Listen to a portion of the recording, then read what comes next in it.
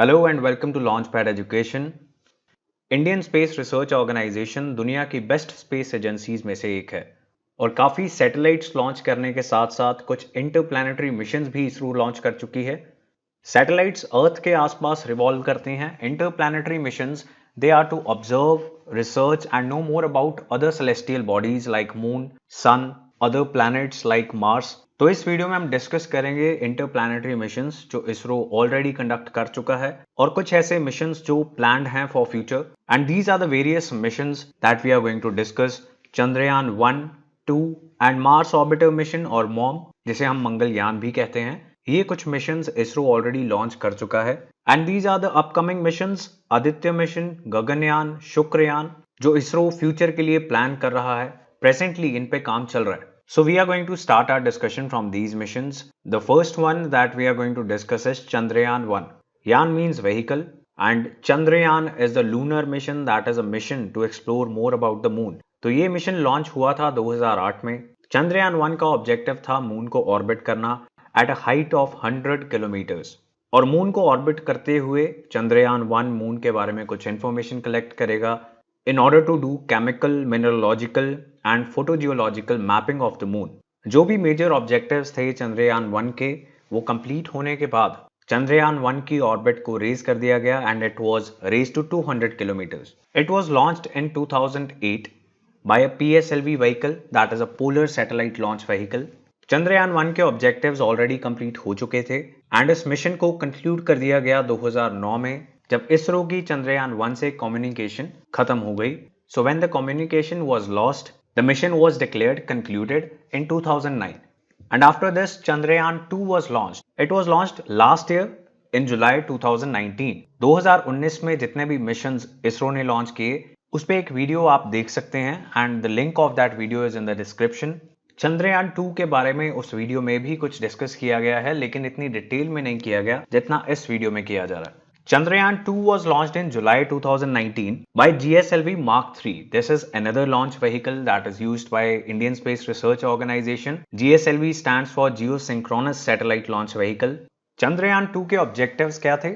Chandrayaan 2, it was designed to expand lunar scientific knowledge through the study of topography, the physical features of the surface of moon, seismography, like Earth पे earthquakes आते हैं, वैसे ही moon पे moonquakes आते हैं, mineral identification and distribution of the moon, surface, chemical composition, characteristics of the topsoil of the moon, and composition of the atmosphere in moon, so that we can understand about the origin, about the evolution, about the possibilities of life on moon. Chandrayaan 1 में सिर्फ orbiter था। चंद्रयान 2 में orbiter के साथ साथ lander और rover भी थे। लैंडर का नाम था Vikram. Lander is the instrument जिसका इस्तेमाल करके रोवर को मून के सरफेस पे लैंड करवाया जाना था। रोवर का पर्पस था मून के सरफेस पे ट्रेवल करना और कुछ साइंटिफिक एक्सपेरिमेंट्स परफॉर्म करना। लैंडर का नाम था Vikram. It was named after Vikram Sarabhai, the father of India's space programme. And rover का नाम था Pragyan. Pragyan in Sanskrit means wisdom. This was more important because we were trying to explore the unexplored south pole of the moon। तो moon का south pole हिस्सा जो है वो आज तक ज्यादा एक्सप्लोर नहीं किया गया किसी भी कंट्री द्वारा। एंड चंद्रयान 2 में जो लैंडर और रोवर थे उनका ऑब्जेक्टिव था मून की साउथ पोल को एक्सप्लोर करना।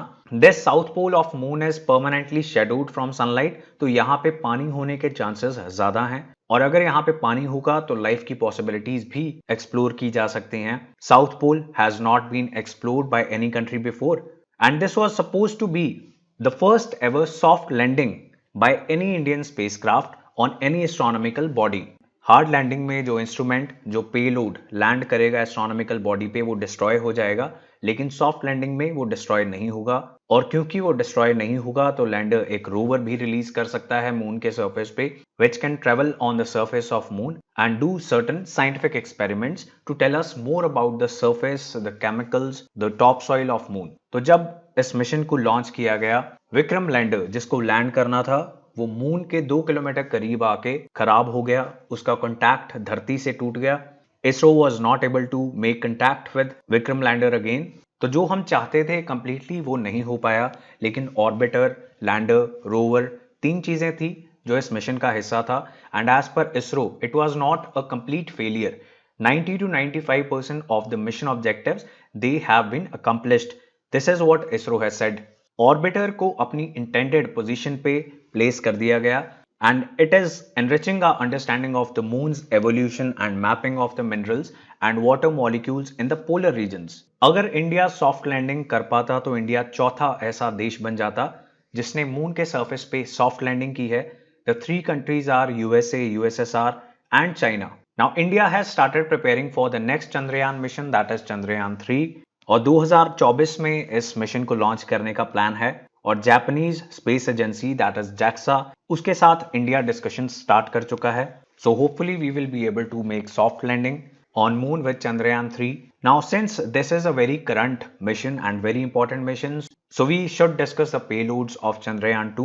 Payloads are all those equipments, all those instruments that are sent on the launch vehicle to the astronomical body. So the names of these payloads can be important for your objective papers.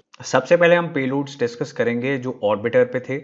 तो scientific instruments जो moon की observation के लिए चंद्रयान 2 में orbiter के ऊपर लगकर गए वो थे टेरेन मैपिंग कैमरा 2 और TMC 2।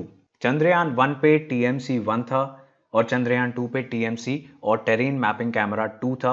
Next payload on the orbiter was Chandrayaan 2 large area soft x-ray spectrometer, solar x-ray monitor, imaging IR spectrometer, orbiter high resolution camera. Next is dual frequency synthetic aperture radar, Chandrayaan 2 atmospheric compositional explorer, dual frequency radio science experiment। तो ये कुछ orbiter पे payloads थे और क्योंकि orbiter as per plan काम कर रहा है तो ये सारे पेलोड्स भी काम कर रहे हैं। All these are still functional. इसके अलावा लैंडर और रोवर पर भी कुछ इंस्ट्रूमेंट्स थे। So these were the payloads on the lander. Radio anatomy of moon bound hyper sensitive ionosphere and atmosphere और Rambha. So these mnemonics will help you in memorizing some of these. Next is Chandra's surface thermophysical experiment or CHAST. The third one was instrument of lunar seismic activity और because lander land नहीं कर पाया तो ये instruments अब काम के नहीं रहे। इसके अलावा रोवर के ऊपर भी कुछ इंस्ट्रूमेंट्स थे। Alpha particle x-ray spectrometer, laser induced breakdown spectroscope and again lander और रोवर के साथ हमारा कोई भी कॉन्टैक्ट नहीं है and we are not able to use these instruments now. So this was your Chandrayaan 2. Moving on to the next big mission that has been conducted very successfully by ISRO, the Mars Orbiter Mission or MOM. इसी mission को हम मंगलयान भी कहते हैं।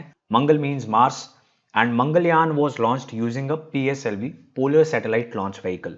In the video in which we have discussed the missions launched in 2019 and 20, we have discussed a little bit about these vehicles as well. That will be helpful for you if you have no information what these launch vehicles are. Mars Orbiter mission was India's first interplanetary mission to planet Mars और इस mission में एक orbiter था जिसका purpose Mars को orbit करना था और अगेन इंफॉर्मेशन कलेक्ट करनी थी। As other missions and other space agencies, we are trying to explore the possibilities of life on Mars and also we want to know how it originated, the origin and evolution of Mars। तो ये सब कुछ जानने के लिए हमें Mars के atmosphere के बारे में, वहां की सॉइल के बारे में, केमिकल कंपोजिशन के बारे में पता होना चाहिए। So Mars orbiter mission, its purpose was to carry out observation of physical features of Mars and carry out study of Martian atmosphere with 5 payloads. तो ये 5 साइंटिफिक इंस्ट्रूमेंट्स जो मार्स ऑर्बिटर मिशन पे थे, these were Mars colour camera, thermal infrared imaging spectrometer, methane sensor for Mars. So we were trying to find out the presence of methane on the surface of Mars. Mars exospheric neutral composition analyzer. This was the next payload and last one is Lyman alpha photometer. Mars orbiter mission के बारे में खास बात यह है कि Mars orbiter mission के साथ इंडिया पहला ऐसा देश था जिसने फर्स्ट अटेम्प्ट में Mars orbiter mission successfully launch किया। Even US, Russia have not done that, but they have done in repeated attempts. India, US, Russia and European Space Agency. These are the 4 countries or the 4 space agencies which have successfully launched Mars missions. India का Mars Orbiter mission काफी information already भेज चुका है। For example, these are the images clicked by the Mangalyaan. ये Mars की image है because ये red है, that is why Mars is also known as the red planet. ये Earth की image है जो Mars Orbiter mission से ली गई। कुछ और इमेजेस भेजी मार्स के सरफेस की मार्स ऑर्बिटर मिशन ने। So these are among hundreds of images that have been sent by Mars Orbiter mission. इसके अलावा काफ़ी सारे images Indian space research organisation की वेबसाइट पे अवेलेबल हैं। If you are interested in space science, you can visit the website and see these images. Now, India is planning a mission to the sun. Solar system में sun के बारे में बहुत कम information है and ISRO is planning to launch Aditya mission और Aditya L1 mission in 2020. ये India का पहला सोलर मिशन होगा। The spacecraft in this mission is going to be positioned at a point which is called Lagrangian point. That is why इस mission का नाम Aditya L1 है, because इसे प्लेस किया जाएगा सन और अर्थ के बीच में एक पॉइंट पे which is Lagrangian point. What is a Lagrangian point we will understand in a moment. Before that, purpose क्या है आदित्य मिशन का? It is going to study sun's outermost layers, और सन की आउटर मोस्ट लेयर्स हैं corona and chromospheres, and the mission will collect data about the coronal mass ejections. इस corona में से मास एजेक्शंस होती हैं मैग्नेटिक फील्ड की, प्लाज्मा की। अगर इन एजेक्शंस के बारे में हमें ज्यादा जानकारी होगी, कोरोना के बारे में, क्रोमोस्फेयर के बारे में, सन की आउटर मोस्ट लेयर्स के बारे में हमें ज्यादा जानकारी होगी, we will be able to understand global warming, we will be able to understand changes in the weather as a result of changes in sun. Global warming it is not only a man made phenomena, कुछ natural phenomena भी है sun से related जिसकी वजह से global warming और global cooling होती है, and there are solar storms and many other things that we don't know clearly about the sun. तो आदित्य मिशन और जो दूसरे सोलर मिशंस हैं वो इसके बारे में ज्यादा जानकारी इकट्ठी करने की कोशिश कर रहे हैं। Lagrangian points now. This is a point between two large bodies. दो बड़ी बॉडीज के बीच में कुछ ऐसे पॉइंट्स होते हैं जहां पे अगर एक स्मॉल ऑब्जेक्ट को प्लेस किया जाए तो ग्रेविटी का इस्तेमाल करके वो एक स्टेबल पोजीशन में रह सकते हैं। दैट मीन्स उस पोजीशन में रहने के लिए उनको कम फ्यूल की जरूरत होगी, because using this Lagrangian points they are already attaining stability.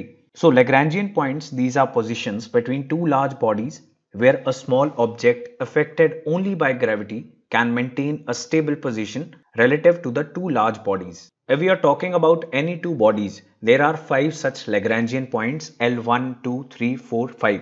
And Aditya mission will be placed on Lagrangian 1. That is why L1. Now these points, they can be used by spacecraft to reduce fuel consumption needed to remain in position.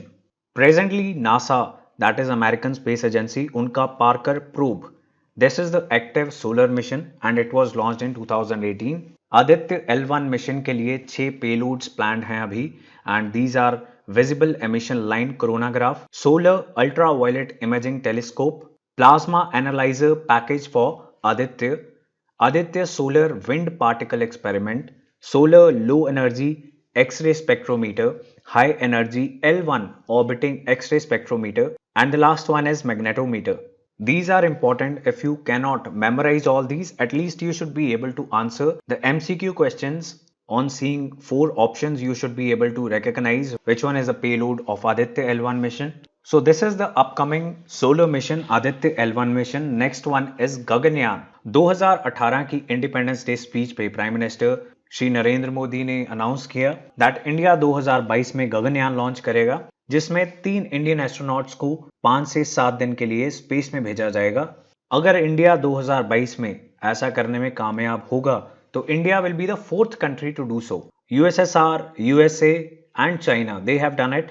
India can be the 4th one. Denmark ने भी 2022 में ऐसा एक mission astronauts को space में भेजने का plan कर रखा है, so probably they can send before us, but 2022 में इंडिया और डेनमार्क दोनों भेजेंगे और इंडिया ने 4 एस्ट्रोनॉट्स को सेलेक्ट कर लिया है। We are going to send 3 astronauts into the space, but we have selected 4 people for training, और इन लोगों की ट्रेनिंग रशिया में चल रही है, and these 4 people are from Indian air force. Gaganyaan it will be launched using the GSLV Mark 3। India कोशिश कर रहा था कि एक फीमेल एस्ट्रोनॉट को भी साथ में भेजा जाए, बट ऐसा नहीं हो पाया, we don't know why, but a female robot is going to be used for this mission. The name of this robot is Vyom Mitra. 2022 से पहले कुछ टेस्ट मिशंस लॉन्च किए जाएंगे, एंड बाकी स्पेस एजेंसीज यूजुअली एनिमल्स का इस्तेमाल करती हैं टेस्ट करने के लिए, ताकि जो ह्यूमन बींग्स फाइनली भेजे जाएंगे उनको कोई नुकसान ना हो, बट इंडिया ने ऐसा करना अवॉइड किया है, and we are not going to send any animals in these test missions जो 2022 से पहले किए जाएंगे। इन मिशंस में भी व्योम मित्रा का इस्तेमाल किया जाएगा, the female robot, and also this robot will be train for many other activities which are going to be helpful when the final mission goes in 2022. So India is not going to fly animals on board in the experimental missions unlike other nations. Instead, we are going to fly humanoid robots for better understanding of what weightlessness and radiation do to human body during long durations in space. Space में ज़्यादा देर रहने से क्या body पे impact होते हैं, ये हम एनिमल्स भेज के नहीं चेक करेंगे, हम ह्यूमनॉइड robots भेज के चेक करेंगे. And when the final mission goes, when Gaganyaan goes into space in 2022, Vyomitra will also be accompanying and कुछ functions perform करने सिखाए जाएंगे इस robot को, which will be helpful for the astronauts जो 5 से 7 दिन के लिए space में रहेंगे. So this is what we know about the Gaganyaan mission. Next mission is Shukrayaan. India Mars पे mission भेज चुका है. The other neighboring planet is Venus and Venus is known as Shukra in Hindi. Venus Earth का twin planet भी है. It is known as the twin planet of Earth. और शुक्रयान एक proposed mission है. इसके बारे में बहुत ज़्यादा information हमारे पास नहीं है. But we know that this is one of the planned missions. कुछ theories ऐसा suggest करती हैं कि Earth और Venus इनका origin similar था. But Venus is closer to the Sun. So what is the impact of warm climate on Venus and how similar is Venus to Earth? ये सब चीजें हमें पता लगेंगी Venus के बारे में. And the purpose will again be to study the surface and atmosphere of Venus. These were some of the interplanetary missions. The other video that you should watch is all ISRO missions in 2019 and 2020 that have been recently launched. The link of this video is in the description. Don't forget to press the like button and don't forget to subscribe to the channel. And if you think these videos can help somebody, please share these videos with them. Thank you for watching. Have a great day.